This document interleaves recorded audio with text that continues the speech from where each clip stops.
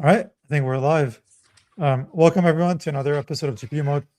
I don't know if y'all can hear the baby crying, like maybe. Yeah, so I guess I welcome to another episode of GPU Mode, but today we're going to be talking about like Monarch. And so Monarch is kind of like one of the coolest announcements from PyTorch of last year, which is the sort of different programming model for like orchestrating large clusters in a sort of single controller manner.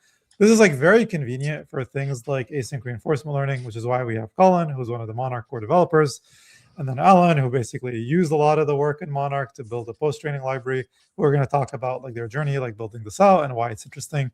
So if you're interested in like low-level systems, modern RL libraries, I think you'll really enjoy this talk. So yeah, without further ado, Colin, Alan, please take it from here. Yeah, thank you so much, Mark. It's great to be here. So first of all, if you guys are able to see this, and Mark, if you can provide a link, that'd be awesome. We have a interactive tutorial thing, which we put together. Mostly Alan deserves most of the credit. Thank you, Alan, for doing this. So you can clone the repo, UV sync to get all the dependencies and actually run. We're using this notebook called Marmo to run some of these pieces. So we're gonna do a mixture of running things live and going over the notebook and going to some of the documentation today. So yeah, feel free to do that while we're talking, and you'll probably catch up to us when we're actually ready to run stuff. And just a brief overview of today. So yeah, I'm Colin, nice to meet you, a core developer on the Monarch team. I'm gonna be doing part one, which is all about Monarch. What's the motivation for it? What's the history of the project?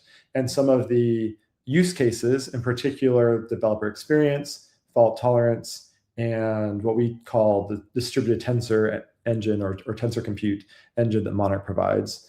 And then Alan's going to go all over asynchronous RL and the details of that and how Monarch can help that. And finally, time permitting, we're going to go into a deeper dive into how Monarch is actually built. Internally, it's a pretty cool project technically, in my opinion. So we're going to go into the code base and documentation and talk about that. But this first sort of parts are more on like the user application side. So yeah, and feel free to let Mark know if there's questions. We can take them live. But yeah, let's get started.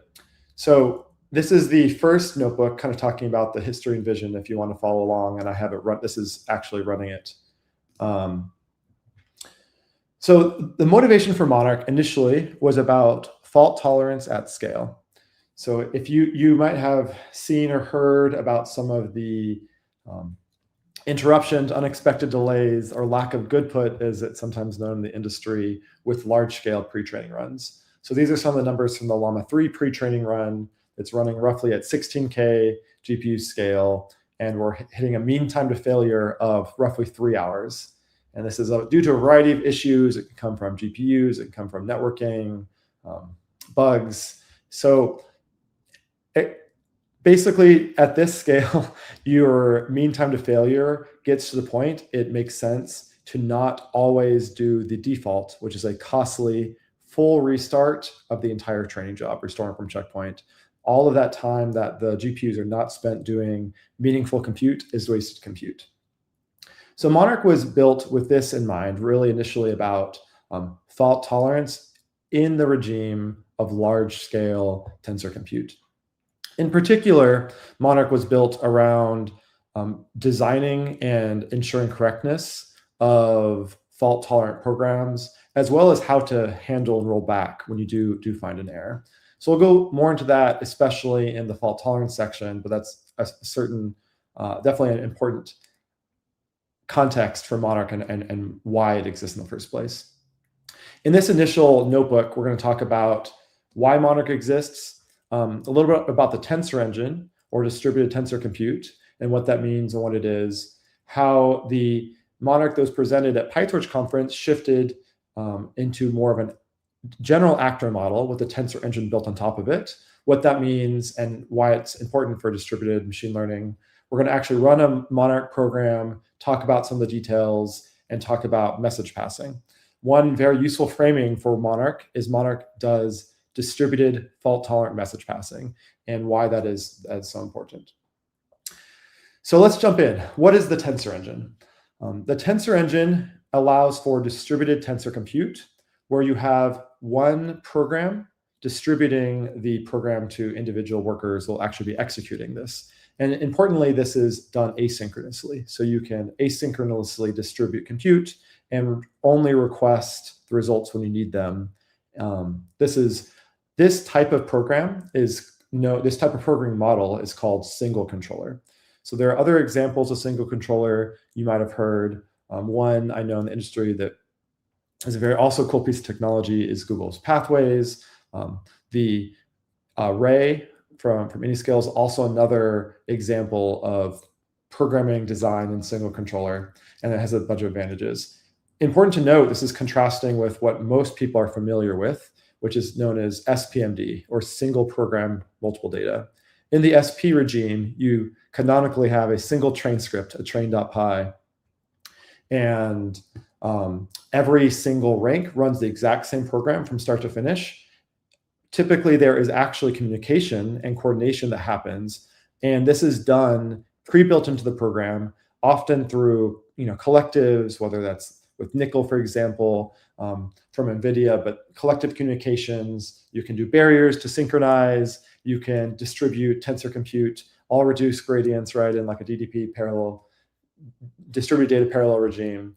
And then if you need to do some other coordination, you have to basically build that in. So for example, if you need to make decisions about how to resolve past failures, you would need some sort of distributed consensus protocol that's baked into your SPMD program, which can get complex and hard to debug. So all of that Monarch is a single controller programming engine, and the Tensor engine is doing it in a distributed tensor compute fashion. So let's go into a little bit more detail about this. We have this controller or client script, which is authored in Python. Here, we're going to introduce the concept of a device mesh. This is very similar to the concept in JAX, for example. Colin, I apologize. Like we're getting some questions in chat about. So, like, could you possibly zoom in more on the content, because I think there's like a decent amount of white space. Is this better? Maybe more. Sure. And then I'll just put your face on the left-hand side. So we can do this, and I think we should be good. Yeah. So I'll try to zoom in. Thank you. And also, again, you can also look it on your own if it's hard to see. Feel free to follow along. Does this look better to folks? Or I can zoom in more if you want. It does look better, yes. Great. So we were talking about device mesh. So this is similar to the concept of a device mesh in JAX, or the device mesh in PyTorch distributed device mesh, which is typically used alongside dtensor for what's often known as a global SPMD regime. But in this device mesh, we have a abstraction of a mesh of devices. Typically, and in Monarch's case, absolutely, these dimensions are labeled. So one of the pitfalls, the painful pieces about authoring, especially local SPMD code, is that every single SPMD script has to keep track of who you are and how you're acting in your ND parallel dimension. So of course, these parallelisms include data parallel, which can include FSDP, tensor parallel, expert parallel, context parallelism. These types of parallelisms are naturally expressed inside as dimensions of the device mesh. And Monarch is built with meshes everywhere. We construct a mesh of hosts to make up the sort of available compute we will have. We have a mesh of devices here, which represent typically a GPU. An accelerator is a device. We have a mesh of actors. We have a mesh of processes. We have a fine-grained process, control outside of just multiprocessing. So everything is a mesh. So here, conceptually, we construct this mesh, which represents 4 hosts, 8 GPUs, and the 2 dimensions are data parallel and tensor parallel dimensions. Then what we can do is we can activate this device mesh. So any PyTorch tensor compute operations done in this context manager will be doing tensor compute operations, which again will be fully asynchronous. So for example, we can take X, which is presumably a tensor that lives on this mesh, and we can pass it through the model to get the loss, and it will compute all these tensors on the device mesh. We can do loss.backward. This is actually Monarch-specific code where we take the grad, which is a tensor that the controller is aware of, has a reference to, and actually is materialized on all the devices, and we can run a reduce operation. So the sync controller is instructing all the devices in this mesh to participate in this reduction operation along the data parallel dimension and using the average reduction up. And of course, we can actually run the optimizer with optimizer.step. So this looks very similar to native Torch programming with the exception of this reduce. And essentially what is happening is the single controller program, which does not have the materialized tensors, but is aware of them, is going to distribute this tensor compute. And yeah, so that's basically. So this is, you can imagine how this might make it easier and more natural to orchestrate hundreds, thousands, tens of thousands, hundreds of thousands of GPUs. And it is a different model fundamentally, that SPMD. And go ahead. And so Colin, so these APIs are like higher level than torch distributed, like as in like grad reduce is not calling the torch distributed API, which is under the hood calling nickel. Yeah, good question. So like, and say maybe same question for device mesh. Like my understanding is like this is like a different concept of mesh than the D-tensor mesh, even though they look similar. But yeah, I was wondering if you could speak a bit more to those. Yeah, good question. So this is a different API than dist.allReduce. Yes. However, actually implementation-wise, it is using the majority of the PyTorch distributed implementation of the hood. We actually have our own, for example, C10D process group. We do instantiate nickel communicators. We have these wrapped up in actors. We're going to talk about it later. Everything's an actor, but we have like a cum actor, a nickel actor, and this nickel actor will be calling nickel reduce under the hood. But yeah, it's a different API. And importantly, as we'll talk about, especially on the fault tolerance side, there's benefits to orchestrating these on a sync controller because we have a full view of the program. All right, we have our first question from chat and by Garrett, which is there any advantage to the asynchrony in this example since the reduce needs to be synchronous anyways? So yeah, good question. So there's actually one thing that's conceptually important to keep in mind is traditional, we're thinking about synchrony and things like what workers can do in relationship with each other or with regards to the host and device, right? That have their own conceptual compute streams. Here we're talking about asynchrony in terms of controller issuing instructions to the worker. So this is like for example, similar to a host to device or device to host sync point, we can introduce forcefully controller to worker sync points. So when I'm talking about asynchronously here, I'm referring to that. So what I mean by that is we are never waiting explicitly on any of the tensors on the controller. So all of these will be we're not doing anything fancy in terms of PyTorch on the hosted device or how these ranks coordinate with each other, but we are fully asynchronous with respect to the controller and to the workers. Got it. Okay.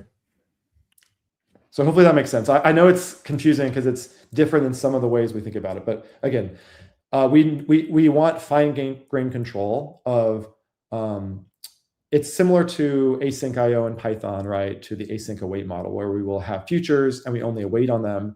The controller, it's more than just futures because, well, it is futures, but we have this, and we'll get into in detail in the Tensor engine. We actually have like a data-dependent engine where if there's a failure, we will cancel future work. And on the controller side, we actually have implemented with fake tensor a full record of all the tensors that exist, even though we don't actually know what they are yet. We just know that they exist. We have a promise of future tensors. Yeah. So anyway, yeah, it's hopefully it'll be more clear in distributed tensors, but feel free to ask questions now or later. So one thing to keep in mind, this was the initial vision and goal when we created the Monarch project a year and a half ago at this point, a little bit over, was about tensor compute. And what we have done is we realized that the majority of the primitives and technologies we built to handle this type of use case is actually more general. And there's also use cases and reasons why you don't want to always have to be at this very lower level granular tensor compute level. You might want to think about this async IO general compute on actors. You can author your own actors, for example, in Python. So Monarch and the Monarch to actor module, which you can see in the majority of the examples we have, is actually not focused on the tensor compute engine and focused on this more generic piece. and there's a lot of reasons and discussions about you can mix and match these two different models, and when you might want to do one, which I would love to get into. I mean, I think I'll talk about a little on the fault tolerance section, but we're going to switch to this more generic that's not necessarily where the controller has a reference to all the tensors, but we have a reference to arbitrary compute. And this is known as the actor model. So yeah, so let's talk about the actor model. So we will go in much more detail in the very end, but in a very short preview, the way that Monarch works for the control plane layer, which is everything we've been describing, we have a system called Hyperactor, which is built in Rust. And we use the Rust crate Tokyo, which is asynchronous runtime. That is, we use to basically create ports and channels to communicate between all actors. We have MP, SC, multiple producer, single consumer queues for all of these actors to guarantee in-order message passaging. So we built all this for the Tensor engine. And what we realized is that we could use it for the actor model. So yeah, and just as a brief technical preview, basically what we do is we take arbitrary Python work. We use like async IO coroutines. We can serialize this work and then run this work not on the async IO runtime, but on Tokyo's runtime, on this asynchronous Rust distributed runtime. So that is the preview of what we're doing. So let's talk about the programming model though on actor model. Like I said, we're going to move all of this to Python. Monarch lets you define your own actors, and we communicate via messages. So an actor it's useful to think about an actor as a stateful, compute that maybe Ray has if you're familiar with the Ray programming model. But individual actors are described in an actor mesh. They have their own state. They communicate to other actors by sending and receiving messages. And everything in Monarch, including implementation, as well as encouraged user code, is often thought about this inheritance model, this tree of actors. So you can imagine, we're going to go into an example of like how you might want to use this. This is sort of motivated by the asynchronous RL use case, which Alan's going to give a very deep dive into. But for now, we're just going to think about two separate actors, which are a trainer and a generator. In this case, a trainer is a canonical, you can think about an SPMD trainer, think Torch Titan or Megatron or whatever, that wants to optimize its optimize the model, and the generators are wanting to generate rollouts in the async RL process and might get updated by the trainers later. But these are the two sort of components which are separate in our system. We're going to talk about this host later, but for now, host is a way to get what we call a host mesh. And what we're going to do is we're going to spawn procs or Unix processes on top of this host. So now we have a host mesh. We're going to spawn spawn these procs onto them to get a proc mesh. So in this example, we have two proc meshes. We have the trainer procs, which has one dimension called GPUs and has one process. And we have the generator procs, which we have 4 processes. So we have these two different abstractions, one that is going to be running the trainer actors and one that's going to be running the generator actors. So after we have the proc mesh, we spawn the actors on top of it. So we spawn trainer on trainer actors and generators as you'd expect. Now we have a reference in our single controller program to the mesh of trainer actors, as well as we have a reference to the mesh of generator actors. And now we can do things like tell them to do things and communicate with each other. So we're going to have like a very simple synchronous training loop here where we're going to iterate. We are going to get on the mesh of generators. We're going to call what we call an endpoint, we'll talk about later, called generate. This is similar to an RPC. And we're going to use this adverb or this instruction to how to do the messaging called call. So this will issue instructions to the entire generator mesh to call them with the prompts that we want them. And get is our synchronous API for making this distributed compute blocking effectively. So once we call get, we will wait on the result of that, and we will get a result back from all of the compute that the generators are generating. Then we're going to correspondingly pass them into the trainers. So the trainer actor, which again is a mesh, in this case, it's a single process mesh, a single actor mesh on a single process, is going to do its train step. It's going to use this different adverb. And then remember, train step is this RPC-like endpoint. It's going to call one because we only have one of them. And it's going to pass in the samples, which are these materialized work that we brought over to the client script via the synchronous API. We're waiting on this feature. And we're also calling Git to make it synchronous. So this is, hopefully this makes sense, but this is the way you use actors, what they are, what they represent. We have this host mesh, we have a proc mesh, we spawn actors on top of it, and then we can coordinate between actors using this message sending, everything we hinted at. So now let's go into actually run some code. So now hopefully you can follow along here. And I have started this Marimo notebook separately, which is running in this tab. So you should be able to run this if we scroll all the way down. This is our first ping pong example. You can also reference in our examples in our documentation. Let's run this code.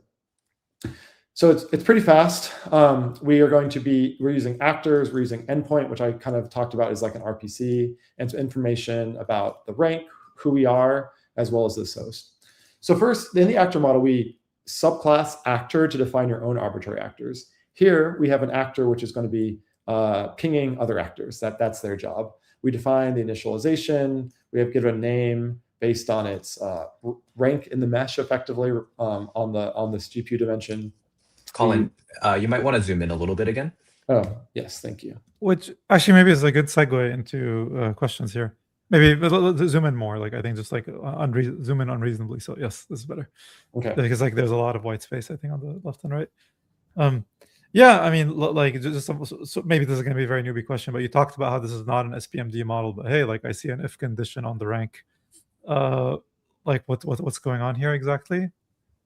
Yeah, so we allow you to. So in this case, yeah, it's similar to rank, and we're more formal about what a rank means because we organize all of these things into a mesh. So yeah, so you can use what we call rank because many of our users are familiar with this terminology. It doesn't mean you can't use information on rank and split. In fact, like that's often what you want to do.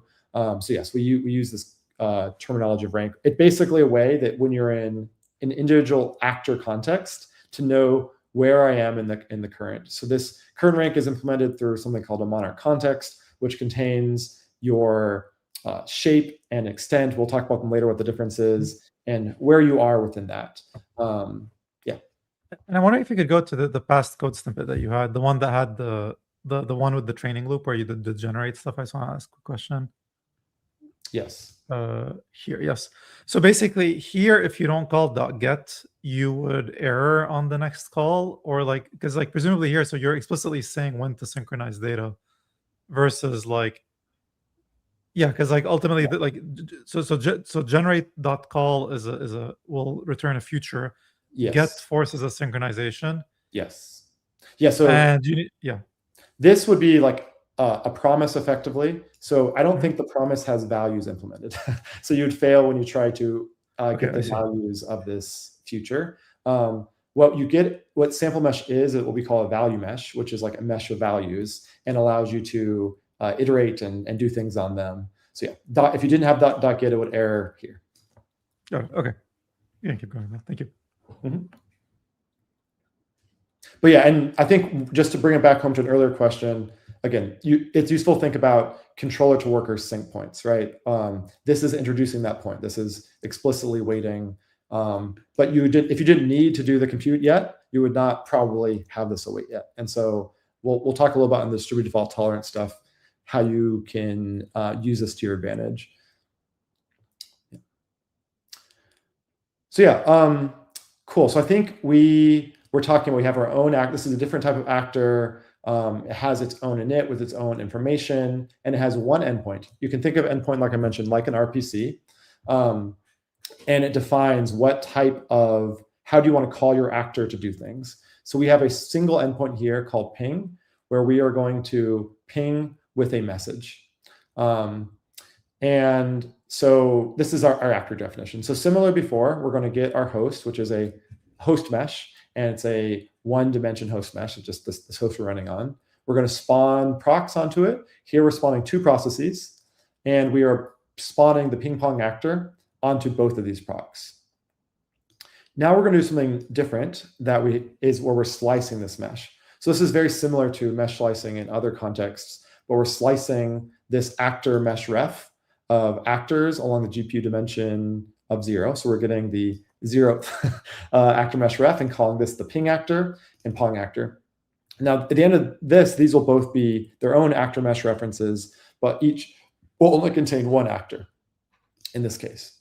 And then we're going to just simply iterate, and we're going to tell the ping actor mesh ref to ping. And again, we're using this add 1 call verb and waiting for it. So we're going to get the response, and then we're going to do the same thing on the pong actor. We're going to tell it to ping. So you can see, and then at the end, I think we talked about the results. This is a value mesh, and we're going to iterate through this value mesh and the results to items and just display. So you can see that we ping pong these actors back and forth. So this, not a very interesting program, but hopefully illustrates what you can do, or like some basic actor mechanics. Any questions before we move on to scalable messaging? Yeah, so maybe you touch on this a bit more, but like so far to me, this reminds me quite a bit of the Ray tutorials. So I was like wondering if you could speak to like, why do we need yet another system that's like it for PyTorch? Yeah, great question. So like I mentioned, the actor model is, I think, useful conceptually to think about Ray. It is very similar. In Ray, you also can have stateful or stateless arbitrary Python compute that you can put. I think there's some differences. For example, Monarch gives you finer grained control about, you can spawn multiple actors in the same process, for example. So there are some key differences. One of them, I think we talked about already, is the tensor engine, right? Monarch was built fundamentally to be tensor native. So one way to think about is sort of a more tensor native Ray, both in the tensor engine, as well as we're going to get to later on, Alan's going to get to on the data plane, the RDMA layer. And another big difference. So what does tensor native mean exactly? Tensor native means in the tensor engine, for example, we have on the client script or the controller, we have references to all of the tensors, and we're distributing tensor compute. So what we actually are running on the client script, we are ref counting all the tensors. We are constructing a fake tensor graph of all the tensor compute that we're expecting to do. You know, like before we showed you can have a model. We all of the model that runs on the controller will have a, tree of fake tensors on it, and like the inputs of outputs of every single tensor up on it. And these will not be materialized on the client, and these exist on the worker. By tensor native, like we have a full ref counted references to every tensor that's being orchestrated in the device mesh.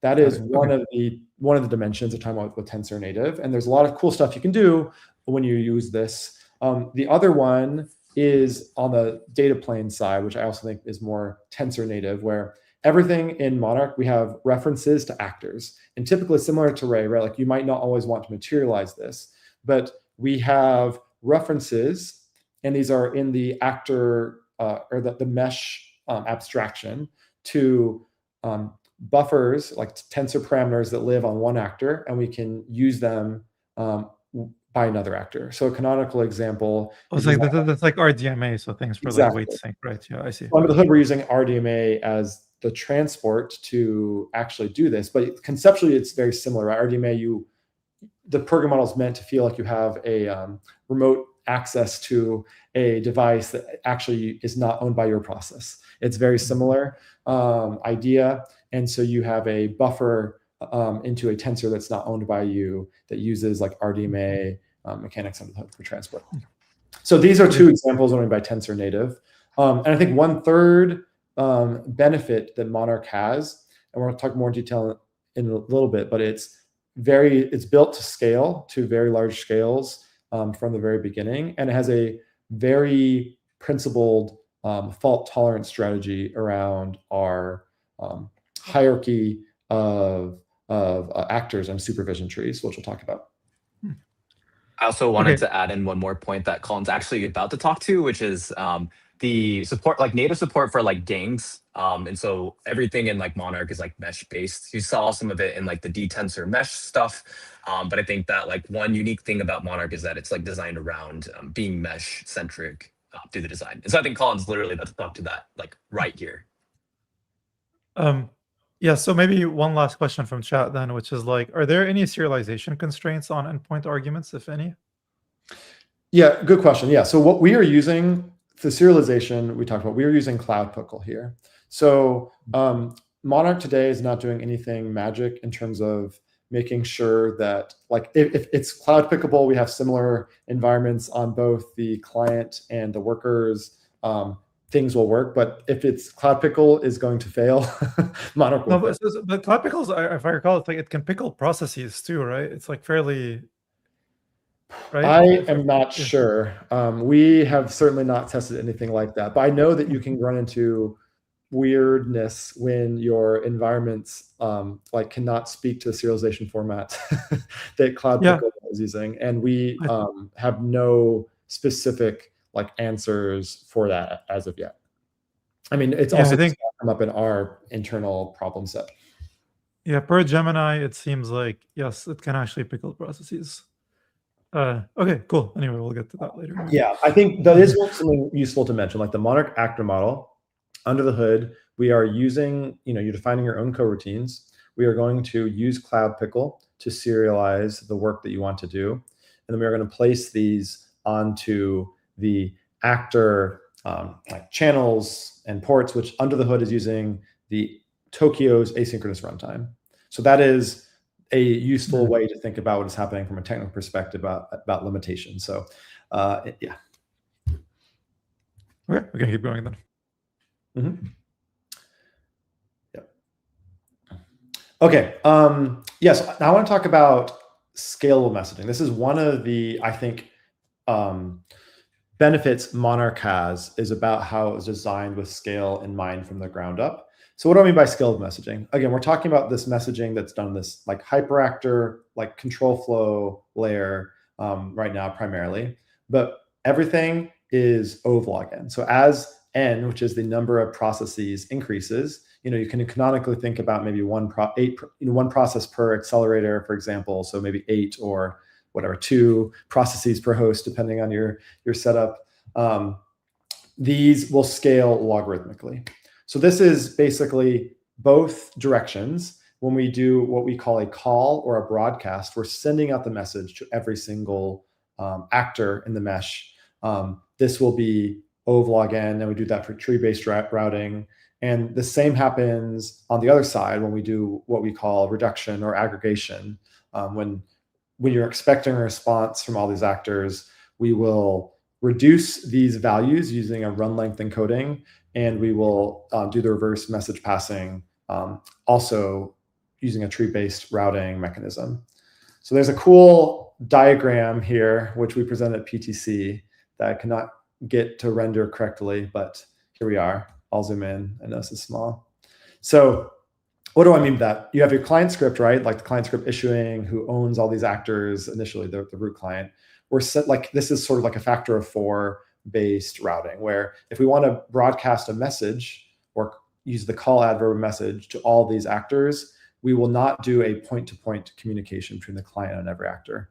Instead, we will use Monarch's own internal routing to make this more efficient, which results in less messaging, faster, and also doesn't bottleneck the client, right? We don't want the client to be responsible for all of this. And on the inverse side, when we are expecting the response back, we use a run length encoding. Typically, the responses are all having some, they're not maximum entropy. There's some encoding we can use to compress them, and we respond it back. So this is one of the important things keep in mind, which again, really only comes to play if we're talking about tens of thousands of processes, in comparison to Ray, for example. But it is something we've designed from the ground up in Monarch. And also I should mention, you can implement things like a barrier, for example. And of course, we looked at an all reduce, even if you're not using the Tensor engine on top of this. And I think you can imagine how you might do this. And another piece is we also enable more sort of fine-grained messaging. We do this by exposing the Rust. We have a PyO3 API with underlying Rust level about what we call channels and ports. So ports, we provide a port for sending and a port receiver for receiving messages back. And a channel is the actual underlying channel transport that communicates with actors. We support, for example, like TCP. We support Unix sockets. So we support a few different types of channels. And basically, under the hood, we all implement this with send, which you can use, again, in Python if you want to expose your own piece. But all the adverbs we talked about are actually implemented on top of send. So you don't have to like worry about the ports. These are typically patterns you might want to do. But if you wanted to, you could basically use send directly and manually call receive on the port that you can also pass as a argument from actors. So we talked about adverbs a little bit, but the canonical ones, like the typical ones that we use, are call, where we send to everyone in this mesh we're calling to, and we wait for a response back. We can stream, where we might be sending a message to this mesh of actors, and we want to string the results back rather than wait for all of them to be there. We might want to take action one at a time.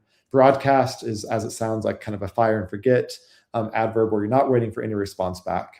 And another one we saw earlier was called call one, where we expect there only be one actor. We haven't implemented yet, I believe, but we have plans for like a load balanced where you just want one to choose, basically one of the actors in the mesh. So there's different adverbs you can implement on top of the scheme. So under the hood, send here just uses nvshmem, presumably? No, so nvshmem, it does not. So this is all, nvshmem is typically for GPU data plane communication. This is using, typically for cross-host, this is using TCP. We also implement Unix domain sockets and some zero copy stuff for what they're in the same process. So this is using the front-end network, not the back-end network, for these types of messages. And the underlying transport protocol will be chosen based on where the actors actually live in memory. So for example, like if you're, obviously TCP is what's typically used, cross-host, and then, does that make sense? But then within a host, you would make different, like this is what you mean? Like basically you're like, where is this other host? Is this other host on my same node? Yeah, so Monarch is aware. So if you, for example, spawn two actors in the same process, right? Then you can do a zero copy communication between the actors between this. So it's very fast. If you have within a host and you want to do you want to use between two processes, we use Unix domain sockets for that communication. And then if you're two actors communicating across hosts, we will use TCP for this front-end networking. And then the data plane nvshmem style Q-pair communication comes up when we want to use on the data plane. So this is actually separate communication stuff in Monarch. Alan's going to talk to more about it. But you can imagine whether you're sending tensors or even other objects that you really want the backend network very fast, high bandwidth communication, you can do this as well. But it is separate from the front end sort of hyperactive communication we're talking about. And in particular, you have to, there's guarantees we're going to get, for example, about message ordering. You want to make sure that you use the control plane messaging to guarantee message ordering and use the backend data plane communication for actually doing this high bandwidth transport. The biggest examples we have are the async RL trainer to generator communication sync. And we have some fancy stuff about actually sending out like worker environments and code changes that. So yes, actually, that is one confusion we hear a lot, Mark. Actually, it's because we offer both this control plane and data plane, it's easy to get them confused. These are actually completely separate mechanisms where the RDMA is our focus on the data plane side. Everything control plane, none of it's using GPU backend network communication. Yeah, I guess like as you're talking, like the way I was thinking about it is like, hey, if you're transferring tensors, then yes, like basically. But if you're transferring like messages or functions or processes, then probably no, right? And that Yeah.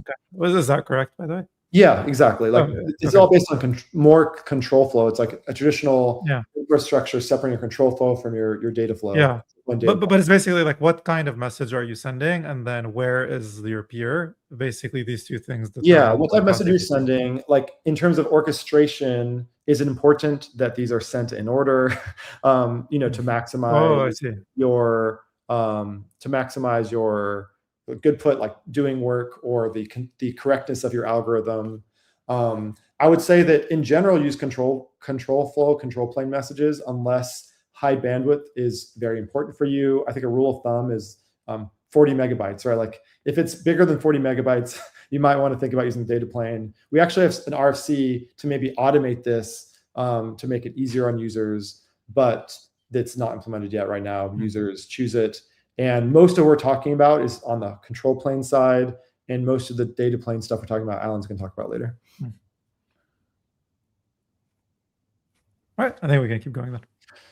Yeah, so one other piece that Monarch guarantees is on message ordering. So this is important. And basically what it means is that if actor A sends a message M0 to actor B, then later sends M1, actor B will always receive N0 before M1.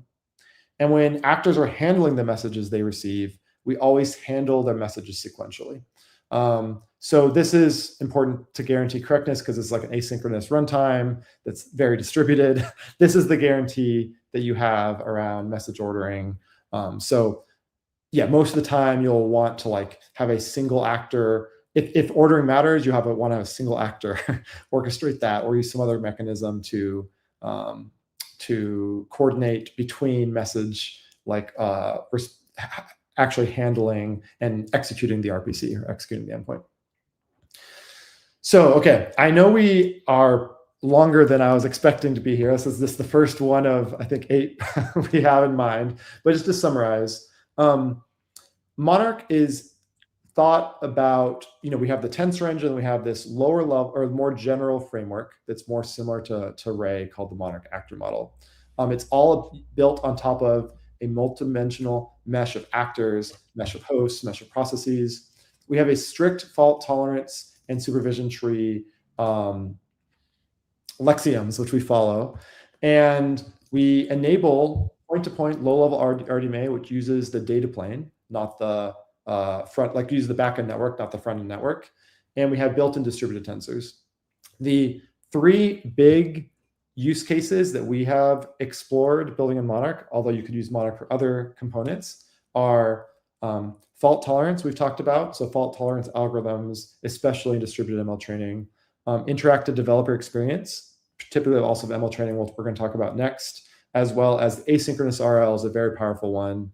Alan's going to talk about that later. So yes, hopefully this makes sense. If there's any questions, happy to take them, or I can jump to the next notebook. We're going to talk about interactive developer experience. Yes, maybe more of a logistical thing. I think this is awesome, but like I think at our current pace, this talk is set to be 5.5 hours long. Like because it took us 40 minutes to go through the first chapter. So here's like my suggestion. Like I think considering there's a lot of good questions, let's sort of aim for like a 2-hour talk, and then I can always invite you guys to do the sort of the second half. And I think we'll just maybe start a bit earlier in the day so we have time to go through the 3 hours. Hopefully that's okay and that doesn't put too much of a dent in your work. So if you just like to continue linearly or pick a best of, I'll leave that totally up to you guys. Hopefully that's okay. Yeah, that's fine with me. And what I will do is I will go a little bit quicker over some of these, and I'll pause for questions, and we'll let the crowdsourcing decide about interest. Yeah, I think I'm not helping with the interruptions. I guess, yeah, I mean, I'll ask like I see another question from T-Kong, which is, are there any performance penalties when enforcing message ordering? Is that controllable if I don't need strict order?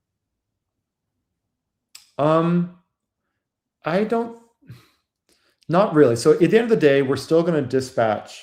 Monarch always assumes that we will dispatch messages by dispatch, like we're going to execute on the RPCs, if you will, in the order they're received. So if you don't enforce message ordering, so I guess the question is, do you not care about the order of messages, or do you not care about, do you want some sort of different multi-process threaded work inside of your actors. I would assume it's more the latter. And Monarch is not prescriptive about this at all. Like, so for example, your actor can construct its own thread pool and execute arbitrary parallelisms you want it to do. You can use inside of an actor mechanisms like async IO, event loops for orchestration or whatever you want. And you could basically build actors that their whole job is just to like have work, queue it up, and manage this yourself. We actually do some of these techniques in some of our fault tolerance. So yeah, but so I hope I would assume but I guess that's only one of the ways that I can imagine it matters. It is true that we have like a multiple reducer single consumer queue that enforces message ordering from the same actor. And that's fundamental. And it's also true that the actor, like the thread it's actually executing messages, is serial based on this queue. And if you want more parallelisms, you got to implement it yourself, which is totally fine and valid. Yeah, it is brain breaking a bit, like when you like imagine sort of like this multi-layer of asyncness. Like I'd be curious if any sort of reasonable human could program like this. I guess have you seen any so far? Yeah, well, so I think I think we should, maybe it's more useful if we get examples, right? So I think there's like the tensor compute layer, right, where you're actually doing this, and we actually have a way to do separate streams per actor, which is very similar and implemented with CUDA streams, right? So this is one of the layers you might want to do this. Another one is the sort of fault tolerance use case, in which, and I can talk more about that, where most of the control flow that's happening on Monarch is actually like much higher, much larger granularity. And then within that actor, you might want to be doing, has its own, like you can spawn your own checkpointer, you can do a bunch of different things to coordinate where you are. But I think the question I would ask, and then there's the async RL, right, where we're talking, even there's a lot of parallelisms happening inside of VLM, we're not orchestrating everything that's happening inside of VLM, for example, from Monarch. We're saying, hey, generate your rollouts, because that's the important control flow. So I would question, if you're limited, if this feels limiting, is the control flow of a single programming model right for that use case? And hopefully giving a sense, or some of the use cases we found it useful, gives you a sense of the type of granularity where it didn't feel that we were being limited from a performance perspective by this type of model. Yeah, like basically there's some situations where the black box is fine, basically. Like, and this sort of seems to be what you're hinting at. Yeah. I think, so here's my philosophical take, right? Like, especially if we're thinking about from a programming model perspective, a single controller programming versus SPMD programming. If it is useful to reason about the algorithm you want to express, where there is a single control plane, then it might be a good candidate for pushing this to the single controller programming model. If it's adding no value whatsoever, meaning it's equivalently easy to implement your algorithm by just like all the ranks are doing the same thing, then there's not really a lot of value to having a centralized controller control plane, right? With some exceptions, right? But that is a good framework to use. So for example, I know we're skipping ahead a little bit on the fault tolerance use case. You might take an example where, hey, my trainers are doing fine orchestrating in SPMD style, but I want to layer on fault tolerance of like, hey, someone fails, what's the policy to do? This type of algorithm of like, hey, having a policy, distributed consensus of who's alive, what attempt do I want to do? This you can express and just embed this inside of an SPMD program, but it might be more painful, and putting this to a single controller allows you to like algorithmically reason about it, execute your policy, and distribute the control flow. And because your granularity of your steps in this case is like, do a step, for this attempt with this all reduced quorum, it's not limiting, like the trainer is not blocked on like waiting for those control flow messages. You're not limited by like the bandwidth of the control flow to these. So that, in that case, but I'm sure you can think of examples where you are limited by this like MPSC queue and the single runtime. But if that's the case, then just, you do multi-threading, or you can spawn as many processes you want on this host, right? Like if multiprocessing is the right solution, you can imagine spawning processes if you want them to be supervised by Monarch. If you don't care about the underlying parallelisms being monitored and aware of Monarch's control plane, just put them entirely opaque to Monarch, because you can do whatever you want. Yeah, it's a good heuristic. Like embarrassingly parallel problems, for example, aren't like a good fit for a single controller, because you're like, it's embarrassingly parallel. Yeah. It's fine. So We're like not that's right. creating, Tensor cores from Yeah, Monarch's yeah, control plane. I see. Yeah. Okay, wonderful. I think we should keep going then. Sure. Okay. So yes, let's go. So I'm going to go to the next notebook, and let me go ahead and actually get this ready to run. So, okay, great. And click here. Cool. So, okay, here we go. One of the use cases we've seen is interactive DevX. Now imagine you don't even care about single controller, right? You are running into this problem where you're past the point where you can develop on a single host, and you need to develop parallelisms or something and debug your training run on multiple hosts, which have multiple processes. And imagine that your typical flow you might be using, and again, yours is an SPMD regime doing a pre-training job. Let's say you're using Slurm, so you're using like SBatch to send the job. Every time, like your iterative loop is like you send a training job, you get, the cluster gives you machines. Hopefully it's not hours, but it might take like, tens of seconds to minutes to get the machine. The machine has to like start up provision, maybe run some health checks. Then you like see the results, check out the logs. This is sort of like your loop. This might be slower than you want, especially like, let's imagine you're just doing some iterative development, but you can't test it out at a smaller scale. This type of problem, so one of the things we see is that like there's just a longer iteration loop, right? The time we're waiting to queue from the machines from Slurm are longer than maybe even we need our training job to run. So one thing you can use Monarch to do is we can use Monarch. Oh, and sorry, actually a couple of other things. Interactive debugging, and basically every time we SBatch, we're like sending all of the, our full libraries, whatever, our user code over to all these machines. One thing that Monarch can allow you to do to solve this is essentially do like the allocation with the scheduling one time. And in this sense, what we're telling these hosts to do is run an event loop forever and wait for us to connect to you and create what we are constructing of a host mesh abstraction. So we have this host mesh ready, which again is this abstraction of a mesh of hosts. What Monarch can do very quickly is use Monarch's control plane to say, hey, host mesh, do stuff, right? Like spawn your processes, spawn your actors, even just run your training loop. Like your entire control flow is just initialize and run, right?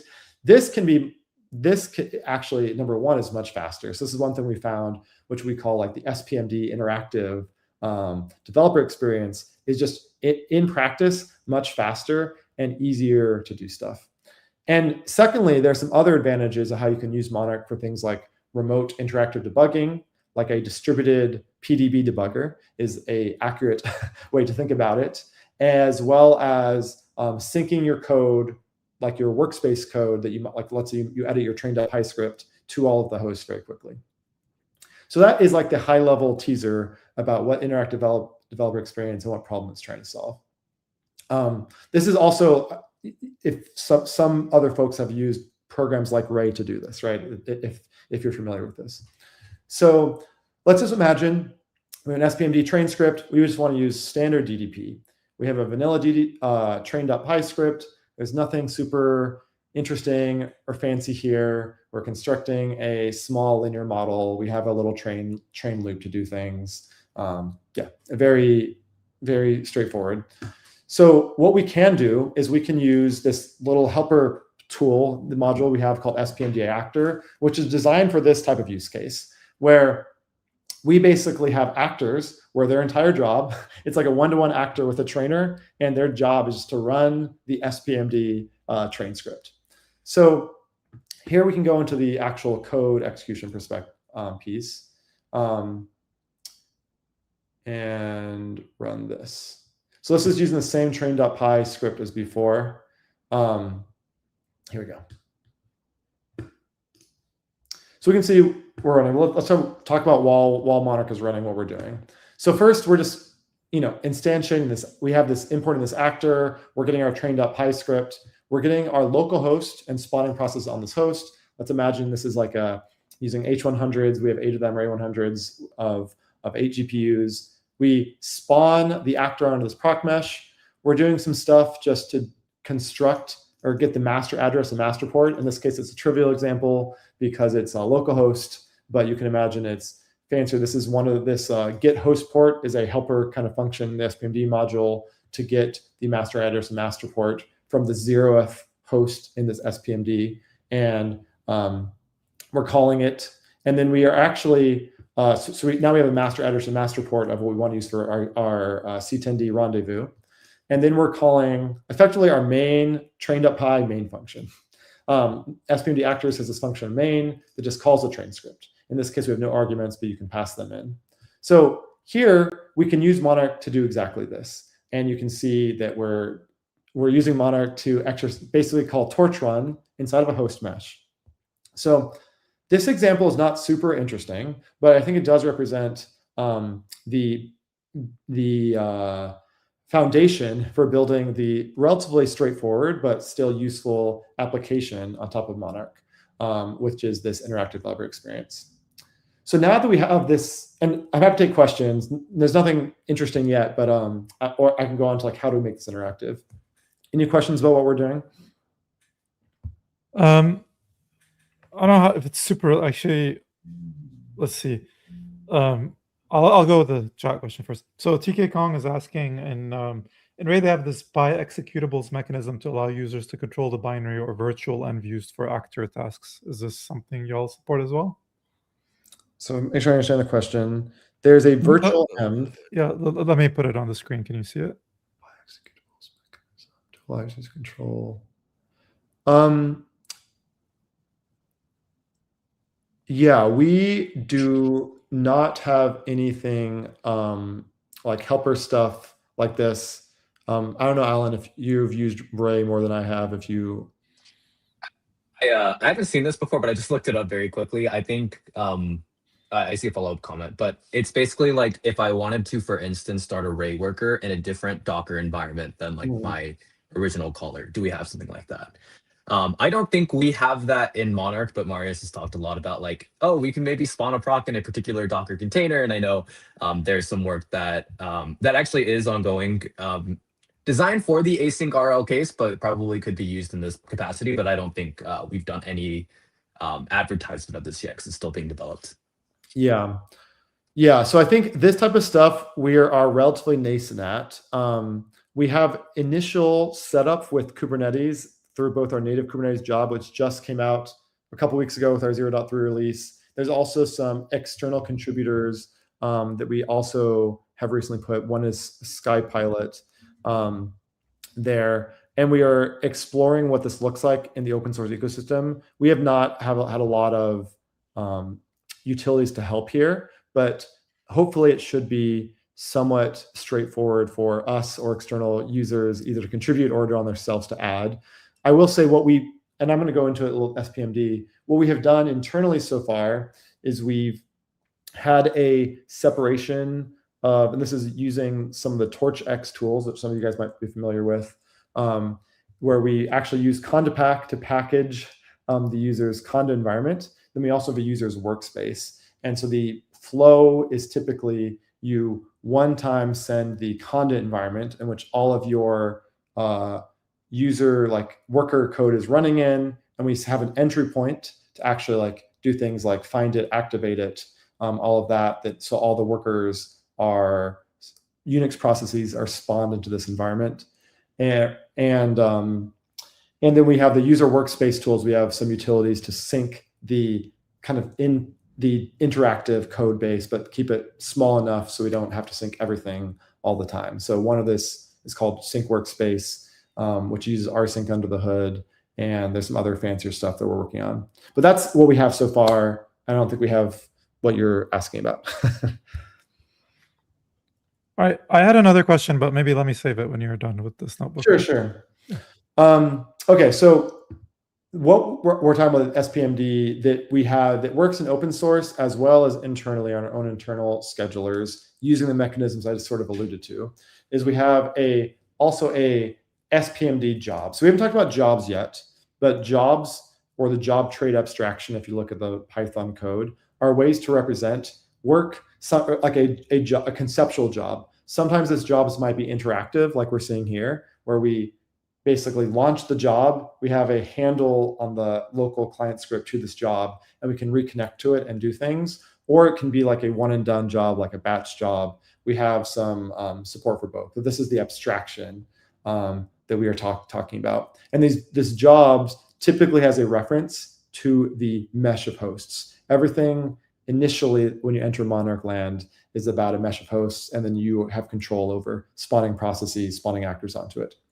So serve is a way that we introduced for this, like a way to make it easier for this common SPMD path to construct a job. What serve does is basically talk to the scheduler to get those resources. Here we're leveraging TorchX basically to do this for us, which supports Slurm and Kubernetes.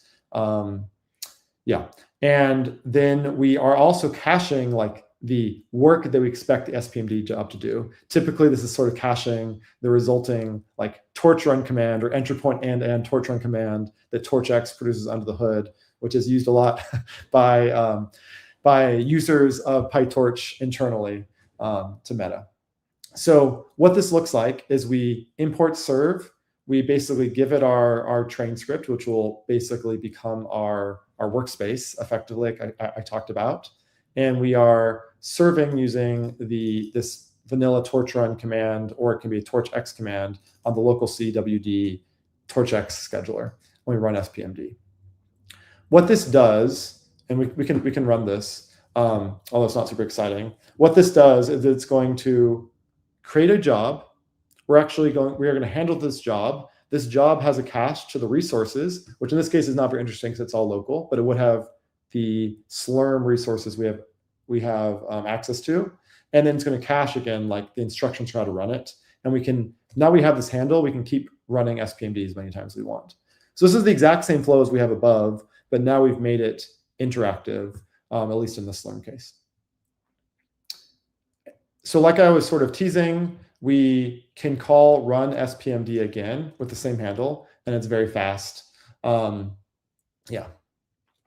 So I'm going to talk about why we might want to, how to make this remote, breakpoints and stuff. But any questions before we get into that? I'm very excited about the debugger, so please keep going. Cool, yeah. So yeah, this is basically what we do is we get a job. Since we cache it, we actually cache this in a serialized format that defaults to this .monarch job state.pickle file. So we can just like load it using the job trait definition and then run it again. So this means you can just like pick up the same resources as long as your schedule administrator is not going to kick you off of them. You can leave it running for however long you want and keep using them. And in practice, we found that this really cuts down on the actual day-to-day pain point of like this iterative development loop that people have when they go into this remote, running things remotely. So yes, and then we also provide, which I'm not going to go into too detail today, but I can talk about it, but I can't show right now. Monarch debugging. So effectively, we have is a little tool which uses like some Netcat fancy stuff under the hood called Monarch debug. If you run Monarch debug from the same host that's executing your client script currently, what you can do, and you have a breakpoint anywhere in your user code, even if it's like SPMD deep inside some remote function. What you can do is you can open up a debugging terminal, and basically it feels like you are doing distributed PDB debugging. So you can do things like, step into the chain. You can actually choose, do I want to select on a single process or a single actor, or you can actually cast messages to all of the actors using the same Monarch system. So for example, you could have 2 breakpoints and then cast all of your workers in the tensor parallel dimension to continue to the next breakpoint, for example. And then you would basically be able to, all of your remote workers would pause on the next breakpoint and wait for your client script debugger to control them. So yeah, we talked about that, breakpoint, Monarch debug. Unfortunately, well, I'm not sure exactly why, honestly, this was not working, and nor do I have access to a Slurm cluster to try this. So I'm not going to show this live. But we do have a tutorial on this in the Monarch examples, which I'm hoping is working on a real Slurm cluster, but I have not verified. But if you do try it and it's breaking, leave us a GitHub issue. And this is, again, I'm not going to run this, but this is an example of what this looks like actually going into the multi-node regime using Slurm. So here, this is, again, using TorchX. This SPMD job is piggybacking on the TorchX abstraction layer. TorchX has this idea of an app-def, which has like all the roles you want to play, which an SPMD job is typically only one role, the role of the trainer. And you specify in the vanilla arguments that you expect, like how many nodes and procs for nodes, how you want to do rendezvous, your train script, your resources. This is all like TorchX stuff. If you're not familiar, you can look at the documentation. And then if you call serve with the scheduler and the TorchX scheduler configs, this will run. And it will give you the job, and you can like iteratively run SPMD on the job. So that's, yeah, I don't have any more to say. And then, well, I guess I can also talk about Sync Workspace, which is a little more complicated, and honestly something that we have a solution for more that's meta focused and this like conda on mast, conda on our internal scheduler, which is called mast. I know Meta's like published that before, environment, and we're still working on improved support with Kubernetes. And actually, this is an area that if you have interest in using Monarch or working on Monarch or contributing to Monarch, could be useful, because there's a lot of different types of setups, environments, ways of people doing things, and we welcome contributions here.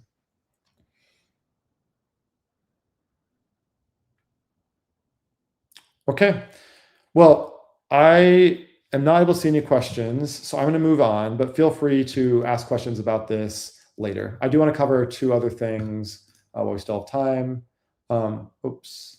So one of them is the fault tolerance stuff. I think this is definitely a meaty subject that I want to cover more in detail.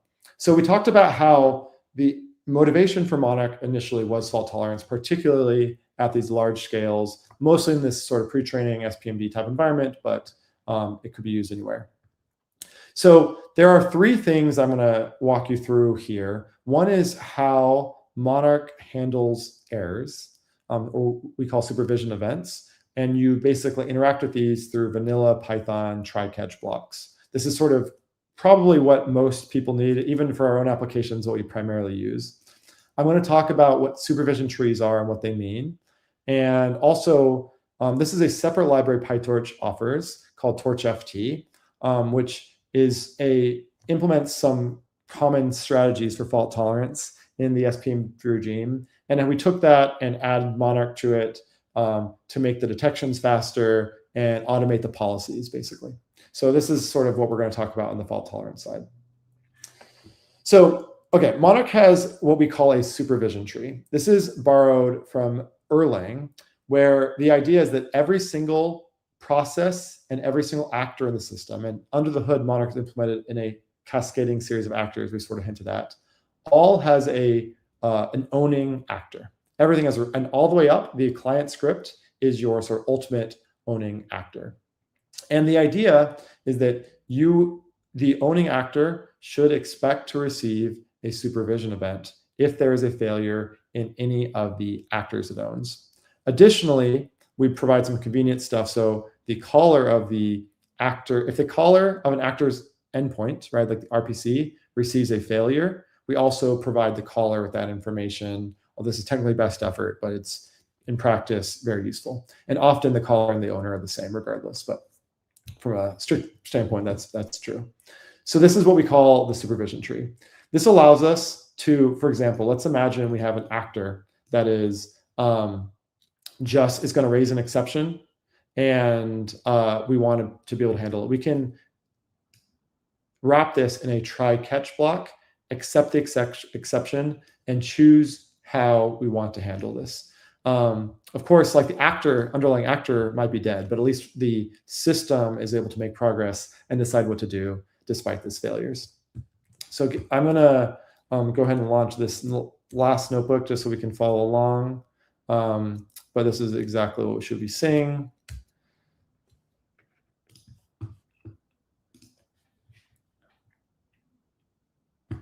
Great.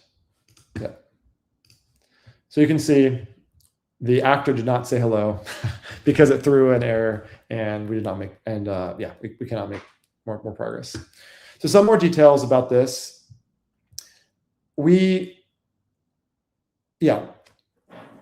Errors will get routed to the caller, but we also might not need a response. So we talk about the broadcast adverb where we don't actually accept a response. So in this case, the supervision owner is still guaranteed to have knowledge of the failure, even if they're not actually accepting a response and there's no port for the for it to reply to. So this enables what we are calling finer grain supervision, and we do so via the dunder supervise method. So the dunder supervise semantics, such as that we get a failure, which is of the type mesh failure, and if you want to handle it, this is sort of like handling an exception and not further raising it, you return true. Otherwise, you return false, and you can have like the other actor, for example, handle it, even if you might want to take this. This is basically a way to like define a policy. So you can define that, like the owner of the actor, how do you want it how do you want it to handle failures that actors that it owns see these supervision events. One other note as well is that ultimately the client script, which is like the main client we've been talking about, is the ultimate root actor for the actors it creates. And if there is no sort of handling of this, then this like mesh failure will get bubbled up all the way, and it will actually crash the client process. And if you don't want to handle fault tolerance, this is sort of what you kind of want and expect to happen. If you're telling your program to do something, it raises an exception, it will say, hey, like main process, something happened, something bad happened. So you'll be note about it, and it will sys exit, but you can actually control this behavior through this unhandled fault hook. Like, what do you want to do if there's unhandled fault effectively? So Colin, something that wasn't too clear to me. It seems like you're hinting that like on these supervision events, it's like the failing actors that are notifying their parents that they're failed. Yeah. So the supervision tree is such that the owner of the actor is guaranteed to receive the event. It's not the failing actor that notifies that. Under the hood, there's a few different mechanisms to do this, including a heartbeat protocol to see like, is this underlying actor dead or something. But yes, that the semantics are that there's always a root actor, and that root actor is guaranteed to receive the supervision event one way or another, either through. I see. So, but when you say guaranteed, it's not like someone else is guaranteed to send the event. If the root actor itself just has a heartbeat on its children, this falls under these semantics that you're describing, which is it's guaranteed to receive the supervision event, even if it's itself. Yeah. The heartbeat is like one of the ways to do it. But yeah, there's other ways. Like it's typical that we have faster paths basically to not have to like wait for a timeout from the heartbeat. But yeah, that's one of the ways. I see. But I think importantly from a user perspective, the semantics are you have to be aware of who's your root actor. If you want fancy stuff, you should implement your policy via supervise. The default policy is it will just bubble up the supervision tree. And also we do make this best effort endpoint caller, which doesn't have to be the same actor as the root actor, which also receives a supervision event. So I'm just like trying to think through some examples. Like let's say, for example, your children actor are different like data parallel processes. And the policy I'd like to have is if a data parallel worker fails, I'd just like to keep going. And I don't care about my numerics. Just keep going with fewer GPUs. Exactly. So we're actually going to get the exact example I see. of the thing later on. This is a common type of thing. So basically, you might want to have a fault domain, right? And you express your fault domain. You have a policy of like what happens if there's a fault in this fault domain. How can I continue the overall job process despite a somewhat smaller fault domain than the overall job? Yeah, and data parallel is a good or a good and simple way to do this. See, Tikong is asking a slightly more complicated question, which is how does the supervision stuff work in the event of a node death, and you need to potentially reschedule the workload because the locality of the GPU matters, like need to stay on the same rack. Oh, okay, yeah, good. Okay, so first of all, how's it in the node death? If there is like a node or host death, that's not the root client host, then the root client host will see the supervision event, can define a policy via done or done or supervise, or via handling it from the endpoint call. And that's the supervision part of it. It's the basic notification of failure. I think the second part of the question is what do you want to do in response to that failure, which is in response to that failure, what do I do if I guess like, can I not restart the host, or I can't remember exactly what he was saying, but yeah. So I think the question seems to be referring to localities. Maybe I'll expand on the question myself, which is like, let's say if you had, I don't know, an NVL 72 node go down, which is like very highly tensor parallel, but now you don't have another NVL 72 node. Now you need a completely different parallelism strategy and spin up like new nodes. Monarch does not have any secret sauce for improving like the policy based on locality or whatever. It's up to the user to author the application with this in mind, right? So if you need to, for example, you have a hot spare and you want to put it in, but you can't just like insert it because the locality of the host that died is complete in a separate pod than your hot spare, and you need to like reshard or whatever. That is completely up to the user to implement that type of logic. What Monarch provides you from a tooling perspective is the detection of the failure. And in practice, we see this is actually much faster than other ways you detect, because the other way is like SPMD script will timeout, basically. So this is typically much faster. And the second thing it provides you is some tools around host meshes for how you might want to isolate the failure domain. But like if you had something special where you need to reprovision a new, completely new pod to preserve locality, or restore a bunch of workers from checkpoints, that's all expected on user. Monarch doesn't give you any magic. Yeah, but concretely, I think the way I would imagine the scope to look like is it's basically like it's very tightly coupled to the scheduler, right? Which is like, what is the state of my cluster and the next, like the free nodes that I have available. And then it's also a function of the parallelism strategies you use for your job. And then, I mean, so I can imagine this is going to be quite difficult to program, by the way. If done really, it is very difficult. There's a bunch of trade-offs you have to make, like the complexity of the fault tolerance, like how many spares do you want? Are these hot, meaning are they like loaded, checkpoint ready? Are they following? You have to do the trade-off of like, if you have lots of hot spares, should they just participate in training in the first place? Can I still make meaningful progress despite non-ideal locality? Is it worthwhile to to like stop training, reprovision to exploit locality given the available machines? I see, but I guess the alternative is like basically like an exhausted prod engineer who's like on call deciding these things on the spot, right? So at least here you encode these policies as code. Well, so we're still much more reasonable. For the record, like Monarch has no policies of like predefined policies of what to do on failure, how to recharge your model, or anything like that. Like that's not, but there are like the Torch FT actually does. Like this is where they actually have policies for how do you define your fault domain. I see. Monarch is all about, again, detecting the supervision events, and then how do you author your policy, right? In a way that like you can write it. Like I think fault tolerance is a good example of what I was describing of what is the type of logic you might want in your sim controller. If you don't have your sim controller, it's like frustrating, annoying to author this policy of what you might want to do. But it's actually really helpful to have a single controller that's going to talk to your scheduler, or orchestrate whatever health checks you want to do, or whatever you need to do. It's not like an auto fault tolerance policy. That's more in line with what a TorchFT tries to do, and we're going to get to that example later with some common strategies. Yeah, that's cool though. Like I think before you mentioned this, like I always envisioned TorchFT more as a library of fault tolerant communication primitives, but what you're also sort of suggesting, it's actually like a library of policies for dealing with fault tolerance at that higher level. Yeah. I'm not an expert, but that's the parts of the code that I've poked around on. The example that we built is more on that lines. Yes. I see. Okay, wonderful. Okay. I think like the TorchCom side is actually where you talk about some of these. Like, I see. Okay.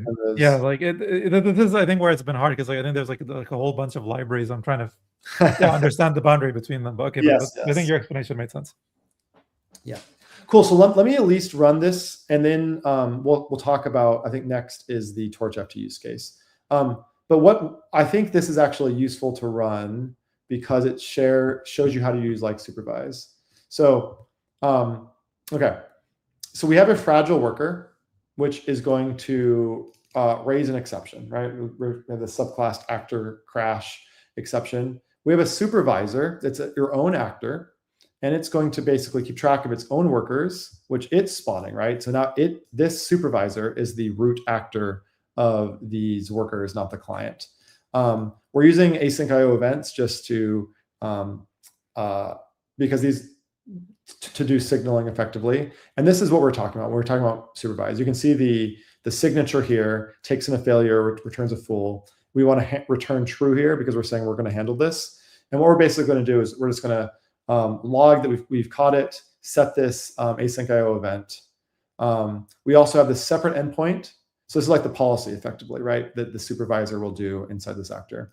This is the endpoint, the RPC to actually do the crash. We're going to say do work, which we expect to have a crash. And we're basically going to wait for this event. This is like, because these separate endpoints, right, are not going to be executing, like these are asynchronous runtime stuff. So we need to do async IO events to coordinate if we want something like this to happen. And then we just simply have a get failure log.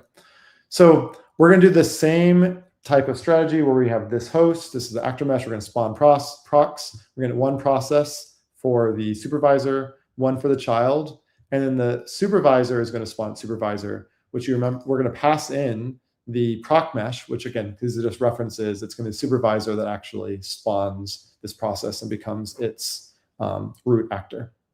And then we're just going to crash it. We're actually awaiting it, right? This is like an explicit await. And then we're going to get the failure log. So, and then we're just printing it out basically. So this is basically, you can see what we're doing. We catch the failure, we print it, we print out the log. I don't think there's anything super fancy what we're doing, but at least it's a way to see how you can define this supervised policy for anything custom, whereas before we just try accept caller. But this is like the more formal, utilizing the more formal supervision tree effectively. Yeah, I think we talked about this. Oh yeah, supervision tree. I'm gonna skip over this, but basically it's everything we talked about, where you have this tree of supervisors. If there's a here that's owned by this, and this orchestrator can the trainer supervisor can actually handle it or bubble up to orchestrator. You can author your code like this with like nested try catches if you wanted. Yeah, but I want to skip over to the TorchFT. I think this is more interesting. So TorchFT is more like what we talked about, right? Where we have different replicas. Each replica is its own. A cross replica is alongside the data parallel dimension, not the FSDP data parallel dimension, but the actual like all reduced data parallel dimension. And our strategy here is we want to, and this is all TorchFT, not Monarch yet. Our strategy here is if a replica dies, meaning if any worker or like communication inside that worker, which is preventing communication or whatever, dies, the entire replica is our fault domain. And we are going to mark this replica as dead or failed or not reliable.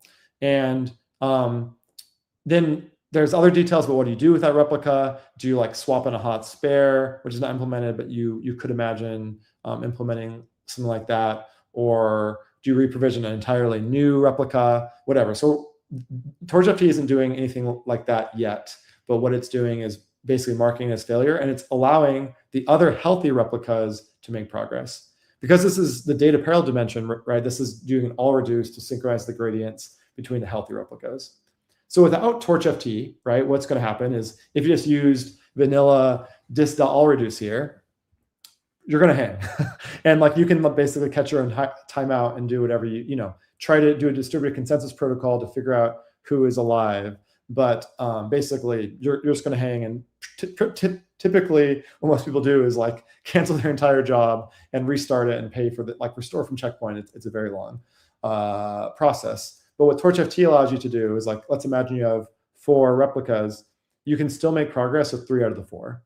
So you can maintain what's often described as good put, like useful flops to do training despite this failure. There's some numerics changes, right? Because instead of you're having like a lower global batch size, so you have to modify how that works. But that is a solvable problem. So everything. Oh, and I should mention the way TorchFT works is they have what they call a lighthouse service, which is actually implemented in Rust and over gRPC to act as the orchestrator effectively of all the replicas, and its job is to basically tell the workers to continue to work, and its job is to do things like checkpoint recovery. So this all exists outside of Monarch, everything I just described, which is like a data parallel, replicas a fault domain. There's nothing about how do I recover afterwards, only how do I keep making progress despite the fault, the failure so far. Are there any questions about the fault tolerance scheme we're describing so far? Apologies if this sounds a bit like a crackpotty question, but I think one thing I found interesting in what you described is well, the reason why people, I think, presumably stop the job in the first place is because they're like, oh, I don't know, it's too complicated for me to understand what the heck's going on, so let me just cancel everything and restart. And you could certainly have policies that you encode that are basically good heuristics. Is this an area where you think I don't know, you give Cloud Code access to your Kubernetes CLI, and you sort of expect basically to be a good eval being how long can you keep a job going at scale? I guess how much of this do you think is there's some good algorithms that everyone should use versus there's a lot of vibes that should be encoded and people should try things out more? So first of all, my recommendation is to start with something simple and get that to work and make sure it works, and then see where the loss of efficiency comes in, right? So, and actually before we get that, unless you're training at larger scale, this probably will not add you anything. The question is the mean time to failure sufficiently small enough that on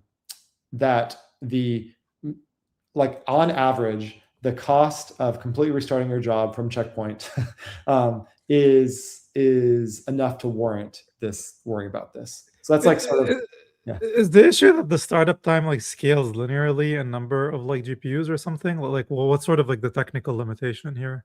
Yeah, a lot of the startup time. So your startup, you have to reload from everything from checkpoint. You have to reload your model state, your data loader state, your optimizer state, all the different stateful pieces of your program and of your jobs need to be restarted. You have to worry about, I think earlier we were talking about locality, right? Typically, you have various strategies based on how you're sharding to make sure that the overall, MFU is optimized based on taking into account the locality of these different, if you're in the NVLink domain or you use InfiniBand, how you're doing, overlapping all of your, computing. There's a lot of work you do to make sure that works optimally.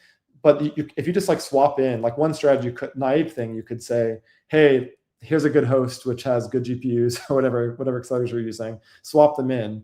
Then you're going to, restore that naively, that you could just restore that from checkpoint, but the locality is going to be all messed up, and you're going to take a huge efficiency hit if it's even if it's even possible, I to see. communicate. I see. So what typically is canonically done, like before this type of strategy, is you do start from scratch. You start from checkpoint. You might actually physically swap in, or I don't know, whatever, in terms of like, if there actually is a true non-recoverable hardware failure that you cannot do, you'll have to figure out, like, isolate that bad host and you restore from checkpoint. And this can take, yes, meaningful amount of time, minutes to restart everything, all of your state from checkpoint. And that's, Yeah, and what's often, like, again, in the industry, I think that this is measured by good put. It's what percentage of your total available flops that usually is used for training is like actually doing useful flops, meaning it's like doing new communications. That's so like, when I said new communications, right? You might have actually already done the forward backward stuff, have useful gradients, but if you have to throw all that work away because you have to go back to a prior training step because one of your other ranks failed, that's no longer useful work. Right. Yeah, that makes it clear. Thank you. So anyways, there's lots of strategies you could do. This is a very simple one, which in practice, I think is a good starting point. And only it's worth thinking about if your mean time to failure and your cost of restoring from checkpoint, which is like the very dumb thing to do, the very naive, I should say, dumb thing to do, is worth this. And the framework to think about optimizing is optimizing for good put. I see, but it's interesting because there's a clear formula, right? Like, basically, if you measure the amount of time between two successive checkpoints and look at the number of GPUs, you could literally measure like the cost of that failure, which is like, it's like me going back in that much in time means this many GPUs, this much time, this much watt. This was the dollar value. So the cost of failure is quite clear, basically. And it's worse if you checkpoint presumably less frequently, and it's worse if you have a lot of GPUs.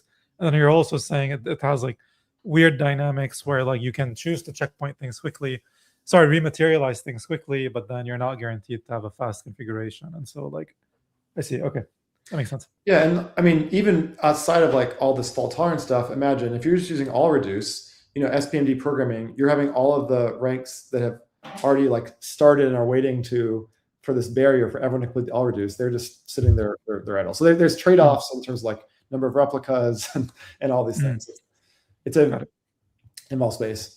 I just wanted, again, I know this isn't the most advanced piece, but I think it's useful and instructive to talk about this like more data parallel fault tolerance strategy, because I think it's a reasonable starting place. One thing I kind of skipped over was the orchestrator's job in TorchFT is to do what's established quorum, right? So our quorum, which is like, which are the corresponding ranks in my quorum that I'll be participating in the all reduce, that basically are aligned in all the other ND parallel dimensions except for the outer data parallel dimension with me, right?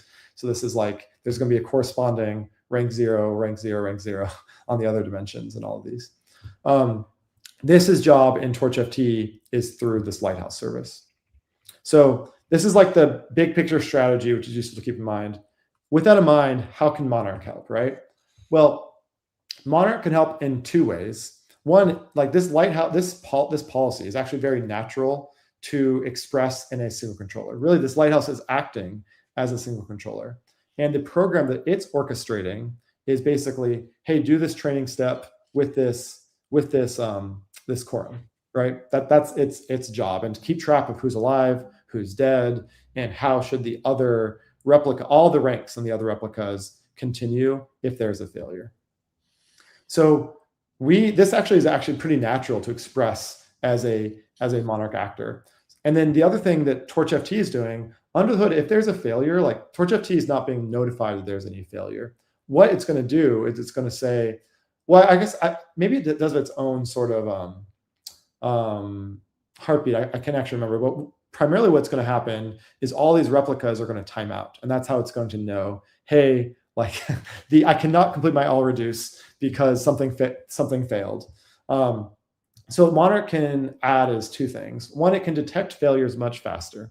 In practice, this is one thing we saw when we layered Monarch on top of TorchFT, was we were able to detect nodes faster. And two, you can express this sort of policy pretty naturally inside of Monarch of how you want to do upon failure.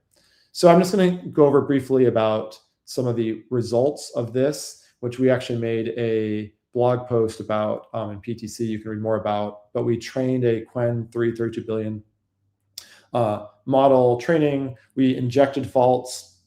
We ran on 30 node, 240 H100s on CoreWeave. So using Titan, right? PyTorch's pre-training library and TorchFT. Injected failures, 3 minutes intervals, 100 total events. And we actually, just for fun, we put triggered different types of faults from guild deadlock, host eviction, nickel abort, process killed seg faults. So compared to full Slurm restart, which is canonical baseline, we saw faster recovery speeds, recovery time, average recovery time, and everything. So I'm happy to take more questions on this. This was, again, like a somewhat straightforward replica, data parallel, fault tolerance strategy, how you can use Monarch to detect the failures, what you can top of them. There's a lot more you could do, and I'm happy to go into that to the extent that I can. But this is one of the main fault tolerance pieces. And just to recap, we talked about try accept supervision trees, quorum-based training, Monarch and TorchFT. The next piece, which maybe for the sake of time I'm actually going to skip, is the Tensor engine. The reason I'm going to skip, we already previewed that, and I want to give Alan more time. But are there any questions on fault tolerance before we go on? I mean, I think I asked a lot of fault tolerance questions, so I think we could keep going. Okay. So like I said, if we have time at the end, we'll go back to distributed tensors. I'm going to skip this. It's pretty cool. Check it out. Okay, maybe I'll ask you one question here. Like SPMD seems fine for things like, data and tensor parallelism, but not so fine for pipeline parallelism. Mm-hmm. So like presumably your pipeline parallelism implementations are like more readable than what you might expect to see in Torch Titan, which has like if conditions around the stages and things like that. Yeah, that's a good question. Okay, are they more readable? So I think there's two ways to think about this. If you separate out pipeline parallelism, so yes, you can orchestrate. Pipeline parallelism is not an SPMD control flow, which is one of the hard things I think PyTorch around like dtensor has tried to express this. It's difficult to do. So it is a natural candidate to put on single controller. I think one natural candidate to do is to put just the pipeline parallel pieces on single controller and to put the other SPMD parallelisms sort of as a done inside of what we call a remote function. They do have interplays, like there's optimizations around handling like the DI, DW split separately, which you need to take into account for FSDP interactions. But we have no public implementation of this. It is possible and natural, but all the stuff that the PyTorch team has done in our officially supported stuff is all in like not using single controller. I think that it's arguable about, I think I can see both ways about which is easier to read, because you do have, if you want to eke out efficiency, you do need to be careful about the relationship between the data parallel and the pipeline parallel interactions. And the question is really, is it also like, is it easier to read or author? And then is it worth, or what's the value of putting that in a single controller? I would argue that actually more of these fault-tolerant orchestrations are more interesting, or like semi-synchronous training, right? Semi-synchronous training, you might have an inner outer optimizer done in SPMD fashion, or SPMD plus pipeline parallel. And then you have, these are like what's known as like workers, for example, like local SUG styles. And then you have an outer optimizer being optimized on the controller. And then the single controller's job is to orchestrate these, make sure they don't drift too far apart. This, I think, is much more, it's definitely easier to read and to express on single controller, because you are back, if you do it in SPMD code, you're back to like this distributed consensus, forced into SPMD type of thing that's not natural to express. So yeah, TLDR, pipeline parallel, arguable, they do interact. So if you want to eke out efficiency, but fault tolerance, semi-synchronous training, this is much easier in my opinion on single controller. All right. I guess, Alan, should I start sharing your screen? Yeah, that sounds good. Before we do that, I guess logistical question: how much time do you think we have, Mark, for the rest of today's session? I think 20 minutes, unfortunately. So Okay. maybe you can give a teaser, and then the next talk could be more focused, I think, on RL in general. Yeah. If that's okay. That sounds good. I think I agree. Maybe we can like punt the async RL or RL specifics to another topic. But maybe what I can just do right now is like close the loop on some of the Monarch specific topics. Like we can go into like RDMA, try to go as deep as we can in the 20 minutes, and then we'll see where we land. Cool. Good. Thank you. Okay. Mark. Yeah, that sounds good. Okay, let me just set the stage really quickly. I have another notebook here that like talks about like async RL and tries to set the stage for like why you might want to care about that and introduce all the components. But right now, I'm just gonna like really focus on like one particular application within async RL. So at a quick high level, in async RL, I really like this type of problem space because I see this as like a pretty complex distributed systems challenge. You typically have what we call generators, which usually look like BLLM servers that like run on some host. You'd have some trainer, and then the main idea is like the generators will generate data that gets sent over to the trainer, and then the trainer will take the weights and then update it back to the generators. And so the reason why all of that is pretty interesting is because let's point out what the scale problem looks like. If we consider like Llama 3.170B is like a pretty big model size. We can use like a lot of back of envelope math to kind of calculate how big this is in terms of just like pure gigabytes. So like a 70B model might be like 140 gigabytes. And if we go to like a DeepSeek V3 style MOE model, that could be something like 1.3 terabytes of data. And so one of the interesting things is like you usually need to move these weights from trainers to generators regularly in these async RL workflows. And if you don't do this like effectively and you're doing this like in a naive way, then your async RL workload basically just becomes like a weight syncing workload. You can imagine this also applies to things like Torch FT or disaggregated inference. Like this idea of like moving a lot of data from like one piece to another is like a thing that commonly comes up in like these really large scale distributed systems. So I just wanted to like start by demystifying this problem space a little bit more. So for weight sync specifically, there is one specific data path that I think we care about most. So from like a first principled perspective, you might have like a GPU dedicated for training, and you might have a GPU dedicated for generation. And so our goal here, in assuming that these GPUs are on different nodes, is taking this data from GPU A to GPU B, and they like cross over a network boundary. The way that this usually looks like is like I start from my trainer GPU, I go over PCIe to CPU, go again over PCIe to the NIC or the network interface card, which then gets transmitted over like a physical fabric over like an RDMA or a remote direct memory access protocol, which goes over a NIC, back to PCIe, back to CPU, back to PCIe, and then finally populates the generator GPU. The bottleneck here is actually this NIC, the RDMA part. Formatting is kind of broken, but main idea is that like this actually goes over another separate network. And so if we like zoomed in a little bit more on what this kind of looks like, you'd have a node A, you'd have a node B. And so there's like different memory bandwidth tiers when we just talk about like moving data around. If we think about like within one single host, you usually talk about this like idea of like an NVLink domain. And that's usually measured as like 900 gigabytes per second. And main idea is like if I have memory in any of these GPUs, I can go from A to B, and that'll always like, you can write it such that it goes over this NVLink domain. This RDMA pass that I talked about between hosts does this track all the way through here and makes its way over to the other GPU. And the reason why I want to point all this out is that it is helpful to think about the fact that there are different memory domains and different bandwidths. And if you're like developing pretty complex systems, I think one of the things that I found was like pretty lacking, but the ecosystem has evolved for a lot recently is having the ability to take advantage of those links and make it feel pretty ergonomic. These numbers here, caveat, are all just from like what was published for Llama 3 using H100s.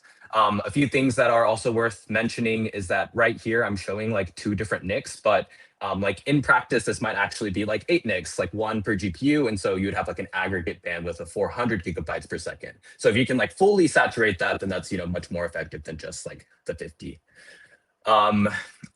Cool.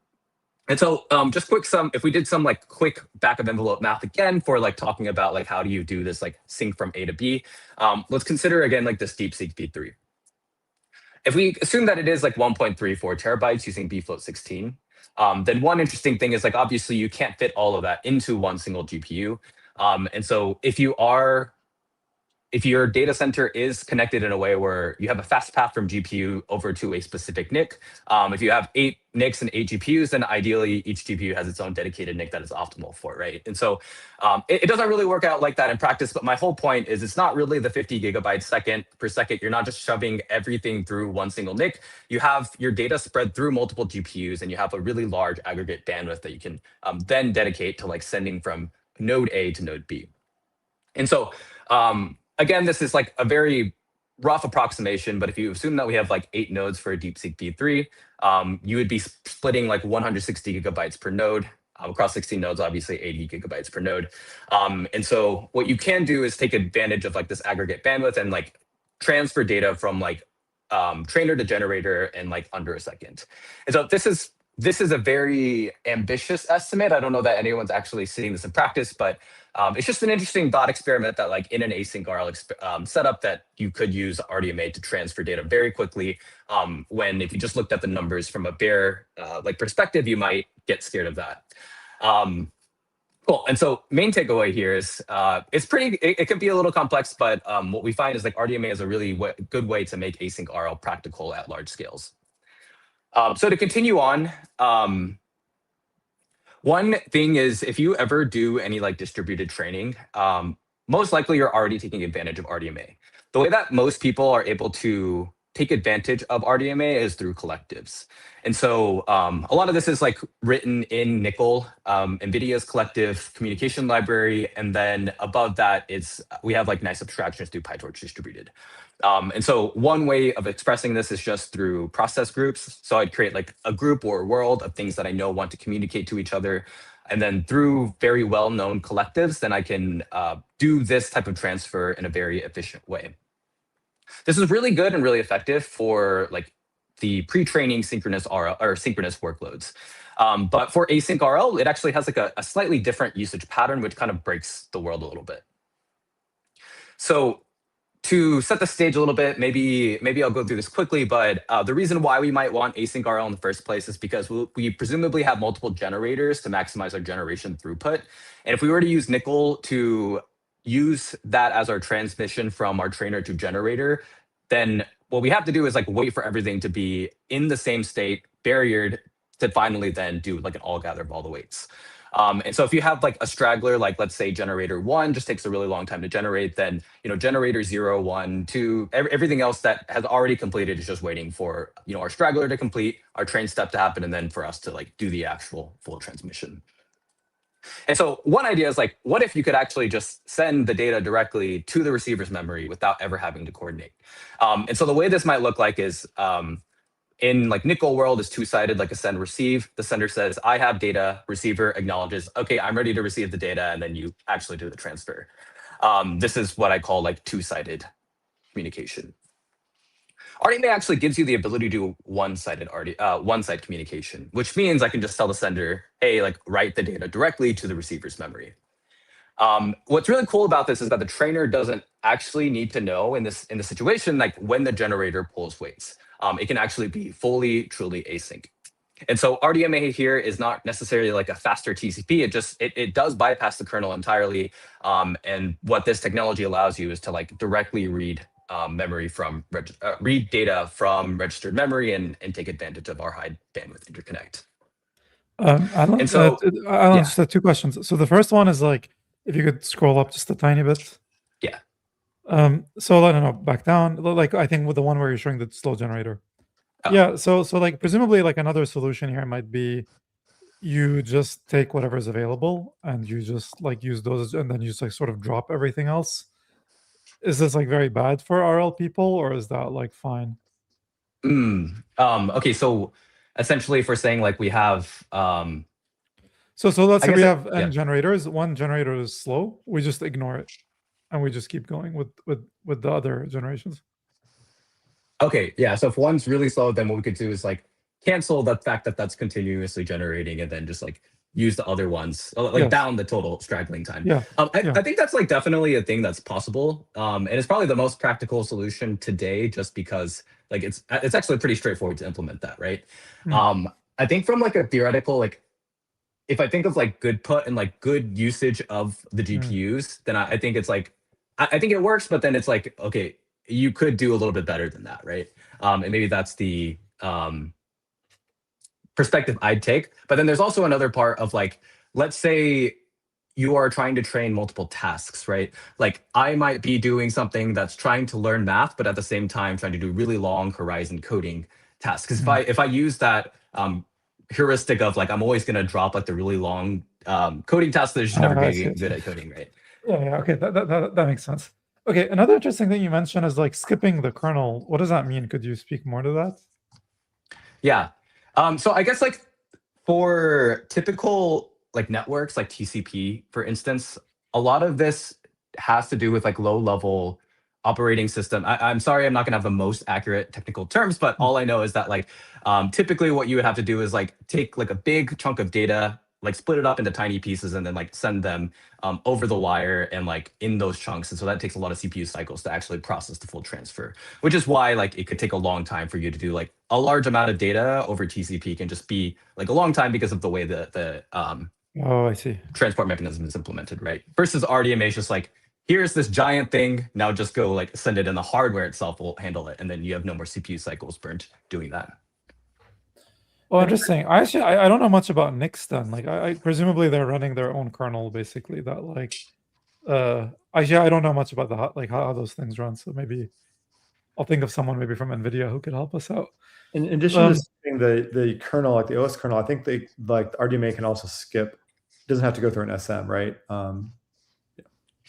Yes. Okay. Yeah. So Tikong is asking, do you see any benefit of one-sided RDMA if we do in-flight wait updates where we're okay with Frankenstein rollouts?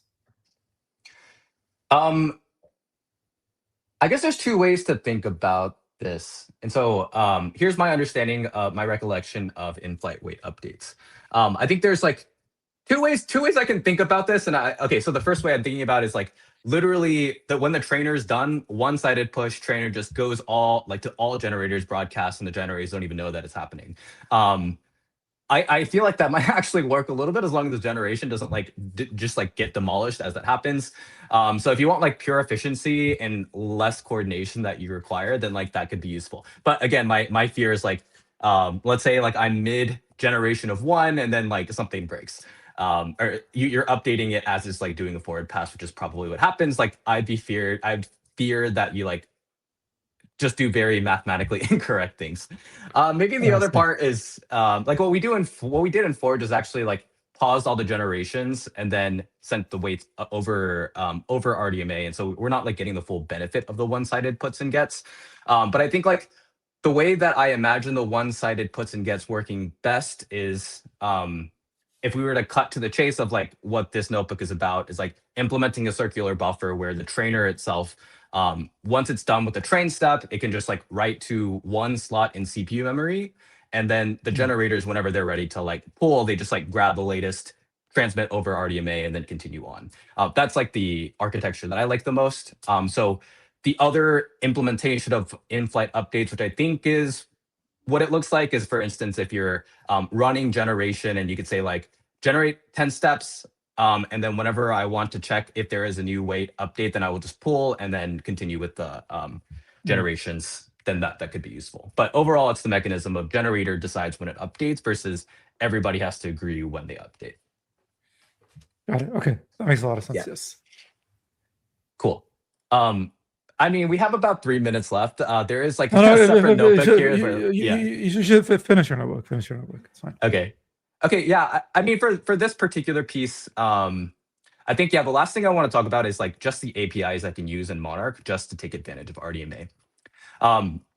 So Monarch implements something called RDMA buffer. And so if we went down and like went really deep into like how RDMA buffer is implemented, what we find is that actually To represent any remote data actually through the lowest level layer called IB verbs, you actually only need a really tiny handle that just talks about like, here's where my data lives. And typically what that looks like is like the address, the remote key, and the size. And Monarch wraps all this in something called an RDMA buffer. We're calling this like a magic pointer because it's really small. And so like if you were to run this this cell, what you would see is that like if we like scale the tensor size from like 1 kilobyte to like 10 megabytes, you see that the handle size itself like never changes because it's like this tiny pointer, right?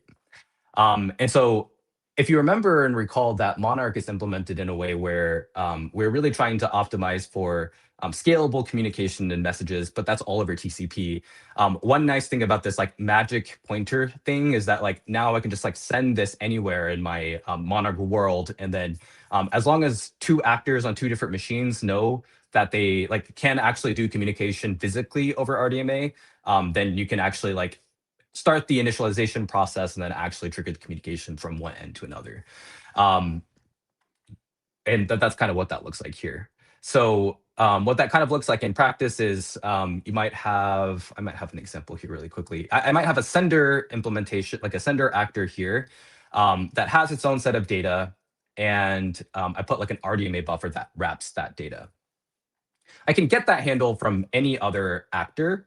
And then in this case, what I'm saying is like I have a receiver on the other hand that will actually take this RDMA buffer and then call this read into API, which will overwrite its own version of data. And so in practice, I can create like two processes, a sender receiver, send the data from the sender to the receiver, and then finally like do the pool data. And what I do here is just like do a checksum to see that they're the same, and they are in fact the same. And so what's like pretty powerful here is like there's like a lot of reasons why Monarch is uniquely a really good fit for like representing RDMA. Maybe we can get into that later, but main idea here is like it's really cool now that you can actually take advantage of really fast interconnects without having to like go through collectives all the time for that. Yeah, that's the main point here. And we've finally built a lot of really cool stuff from this insight, like the circular buffers, implementing a library called Torch Store on top of that. And all of this is like what we ended up using in Torch. But maybe we'll have to save more of this detailed information for next time.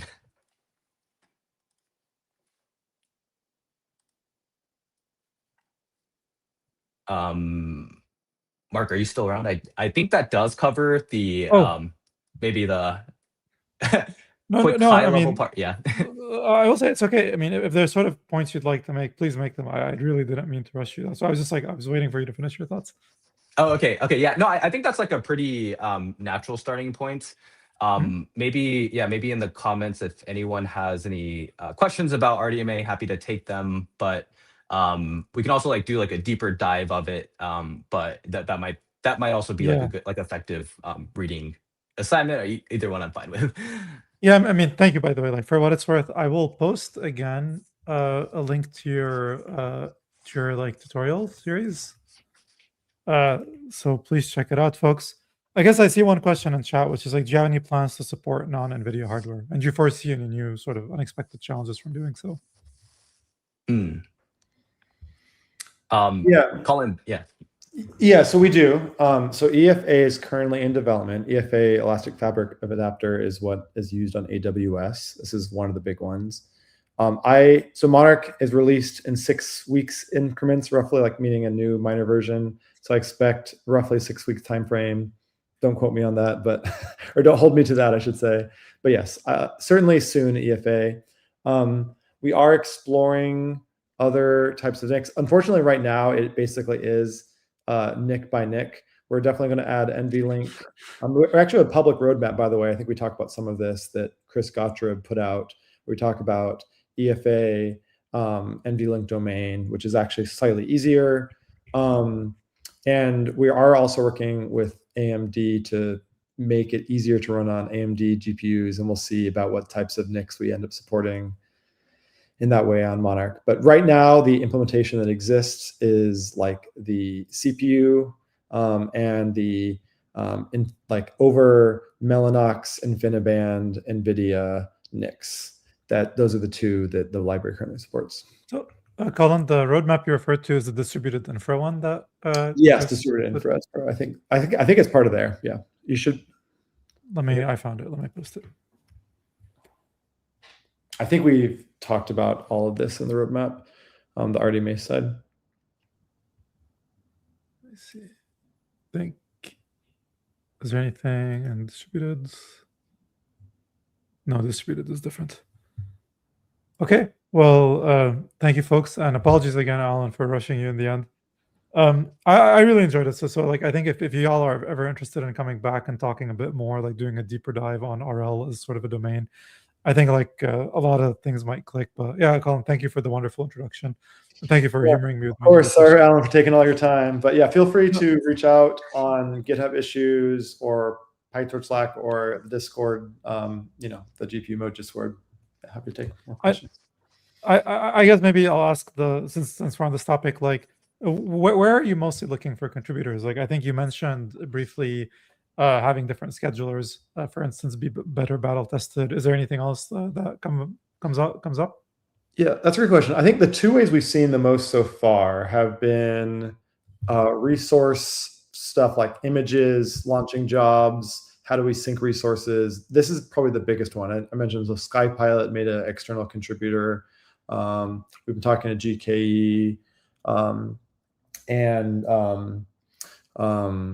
then the other one is also on the RDMA stuff, especially some of the, like AMD is interested in making sure we can run Monarch better on AMD, including RDMA. So that's one of the areas. So I think these are the two of the areas I think are very useful in the sense of expanding the set. I think on the DevX side, I think it's actually interesting because a lot of Monarchs has been more with like meta style use case in mind, which is not always how other users are thinking about launching clusters. So this is an area where I think there's a lot of primitives that we offer and stuff you could build, but we're kind of scratching the surface. So that's also where I mentioned that one. And then, another one I should mention, I know Alan kind of didn't have time to talk too much about the async RL, but we have been in discussions with some of the different async RL libraries about like, is it useful to use Monarch for their coordination here? There's less of Monarch library integration, but like Monarch adoption, I guess. It's interesting. So like just like finding creative ways of breaking and using Monarch would be like one of the best ways of getting. Yeah, I think that. I mean, even talk about. I would love to see a actual public example of like a correctly done with FSDP02 DIDW optimized pipeline parallel on single controller. Oh yes. Yeah, that would be a cool thing. But yeah, in terms of library contributions, I don't know.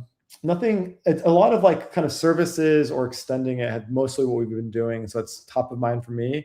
But of course, open. If you see issues in what we're doing, I think another actually cool thing is on the telemetry side.